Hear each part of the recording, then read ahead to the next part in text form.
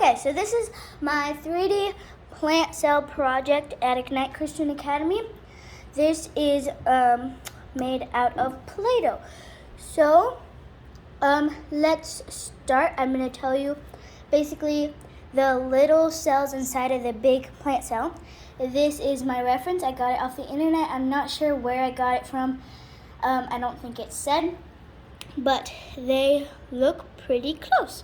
Okay, so let's start from the outside. So this is the cellulose cell wall, and basically this is the outside layer of the plant cell, and it is also in bacteria and fungi, but it's not in animals, which is kind of weird.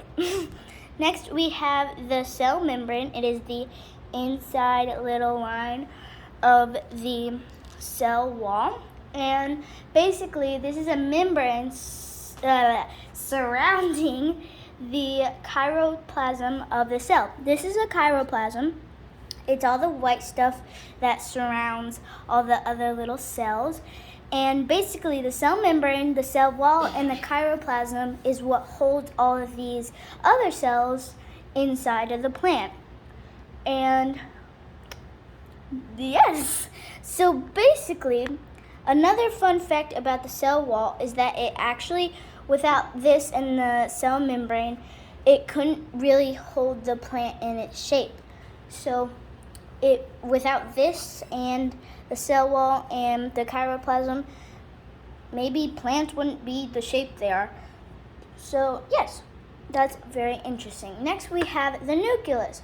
The nucleus is the center of the cell. As you can see, it's close to the center, and it also contains DNA. DNA is basically something you might get from your parents, but say you have your parents' your dad's hair or your mom's nose or something like that, and that is basically what it is, but this is in plants and it is used differently. So yeah. Next, we have the permanent vacuole. The permanent vacuole is a part of the plant cell, and it basically stores sap. So sap is the sticky stuff you get from plants and trees. So this holds the sap, and it also helps a little bit with the shape of the plant as well. So next we have the chiroplast. So basically the chiroplast converts light into energy, and it's a chemical it's a chemical energy via the photosynthetic process. So it basically changes light into energy, and that's what keeps the plant alive, kind of. Next, we have the chlorophyll. Okay, so the chlorophyll is inside of the chiroplast, and it's this little, it's a little darker, as you can see, and it's inside of the chloroplast, and basically it's the green pigment.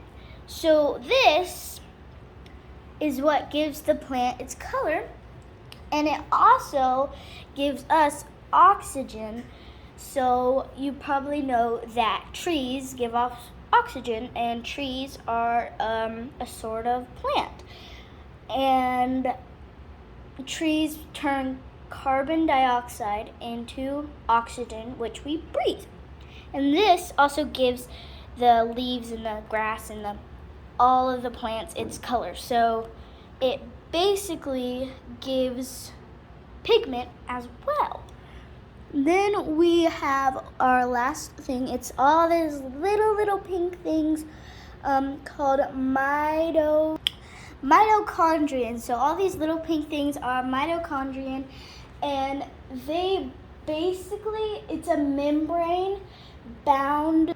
So basically the mitochondria is a membrane bound to organelle found in found in most eukaryotic cells, the cells that make up plants, animals, fungi, and many other forms of life. So this is in plants, animals, and fungi, and it basically is a very important part of life. So yes, that was my 5th grade 3D plant cells project, and I hope you enjoyed, and thank you for watching.